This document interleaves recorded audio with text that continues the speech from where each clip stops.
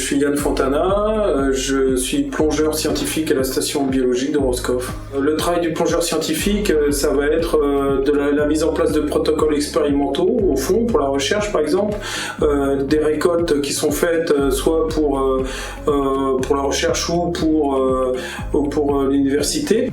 Et puis c'est aussi l'observation, donc avec la mise en place de matériel qui va enregistrer des données. D'un certain sens, on aide aussi les chercheurs, on les aiguille un peu sur plein d'éléments. Ça peut être le courant, ça peut être des zones particulières, parce qu'on sait que, par exemple, si on doit travailler à mi-marée, ce sera impossible, alors que la zone qui est à 500 mètres, c'est tout à fait concevable.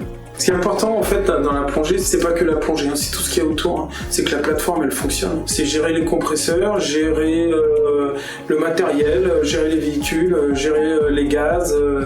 Et puis ensuite il y a le travail de conseil qu'on peut avoir et d'encadrement.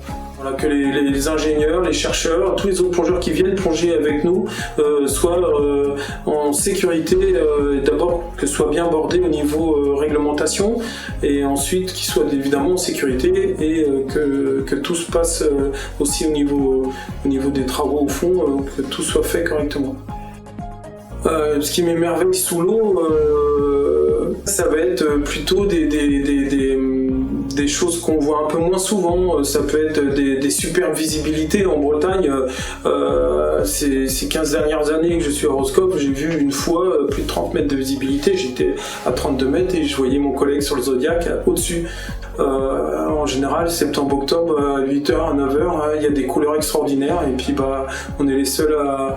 Voilà, le lundi, nous on est dehors, c'est quand même une chance.